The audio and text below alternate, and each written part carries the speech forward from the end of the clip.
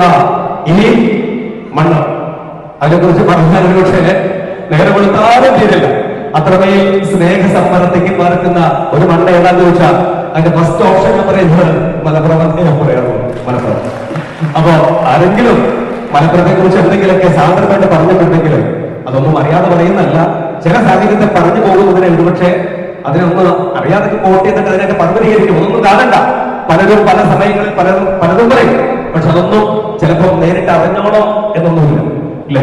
ഒരു വ്യക്തിയുടെ രൂപം ഭാവം ഒക്കെ കാണുമ്പോൾ നമ്മൾ വിചാരിക്കും ഈ വ്യക്തി ഇങ്ങനെയാ, താടിയുണ്ട്, മുടിയുണ്ട്, ഇല്ലെങ്കിൽ അവന് കുറിയുണ്ട്, അല്ലെങ്കിൽ കുശലതാടിയുണ്ട്, അല്ലെങ്കിൽ അവൻ ഇങ്ങനെയാണ്, ഇന്ന മതത്തിന്റെ ആളാണ്, അവൻ ഇങ്ങനെയാണ് എന്നൊക്കെ നമുക്ക് വിശേഷിക്കാൻ പറ്റുമോ?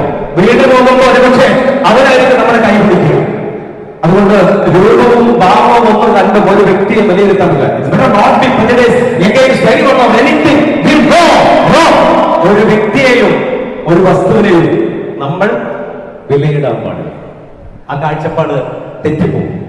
അവിടെ ജീവിക്കണം, ആ വ്യക്തിയുമായിട്ട് കൂടുതൽ യാത്ര ചെയ്യണം, ആ വ്യക്തിയുമായിട്ട് ഒരു ദിവസമെങ്കിലും സഹവസിക്കുമ്പോഴാണ് ഇവൻ ഇങ്ങനെയാണെന്ന് മനസ്സിലാക്കും.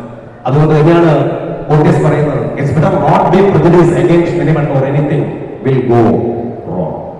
മലപ്പുറത്ത് ജോലി ചെയ്യാൻ സാധിച്ചതാണ് ഫിലിപ്പ് മലപ്പുറം ജീവിതത്തിലെ ഏറ്റവും വലിയ സന്തോഷം.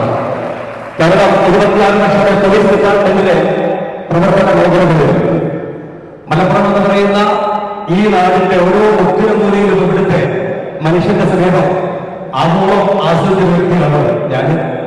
19 രാജ്യങ്ങളിലും ഒരുപാട് 3050 വേദികളിലും മലപ്പുറം എന്നല്ല ഞാൻ ഉച്ചരിച്ചത്, എന്റെ മലപ്പുറം എന്നാണ് ഞാൻ ഉച്ചരിച്ചത്. തീർച്ചയായിട്ടും ഞാനിപ്പോ താമസിക്കുന്നത് മമ്പാടാണ്. പേര് ഫിലിപ്പിന് മാത്രമേ ഉള്ളൂ, ഫിലിപ്പ് PJ. മരണപ്പെട്ടു പോയ ജെയിംസ് എന്ന് പറയുന്ന ഒരു കുടിയേറ്റ കർഷകന്റെ മകൻ, 48 വയസ്സുള്ള ഫിലിപ്പ് PJ എന്ന് ഞാൻ ഫിലിപ്പ് മമ്പാട് എന്ന പേരിലാണ് ഇപ്പോൾ അറിയപ്പെടുന്നത്. അത് ഏറ്റവും വലിയ സന്തോഷമായിട്ട് ഞാൻ ആഘോഷിക്കുന്നുമുണ്ട്. ഒരു മോട്ടോർ സൈക്കിൾ യാത്ര ചെയ്ത് പോകുമ്പോൾ സ്റ്റാൻഡ് തട്ടിയിട്ടല്ലേ ആ സ്റ്റാൻഡ് തട്ടിക്കള കൊയ്യോളും എന്ന് പുറകെ പോയിട്ട് വിളിച്ചു പറയുന്ന ഒരു മണ്ണാണ് മലപ്പുറത്തിന്റെ മണ്ണ്.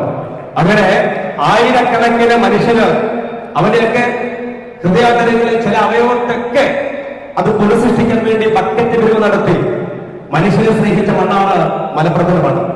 എനിക്ക് അടുത്തിടയ്ക്ക് അറിയാൻ കഴിഞ്ഞത് ഏറ്റവും കൂടുതൽ ഹൃദയ ശസ്ത്രക്രിയയും അതുപോലെ തന്നെ ആന്തരിക അവയവങ്ങളൊക്കെ മാറ്റിവെച്ചത് ഈ മലപ്പുറത്തിന്റെ മണ്ണാണ്.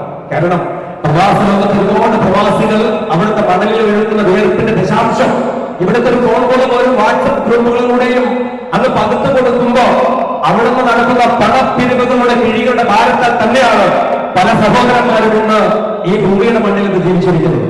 മലപ്പുറത്തിൽ ഒരുപാട് പറയാറുണ്ട്,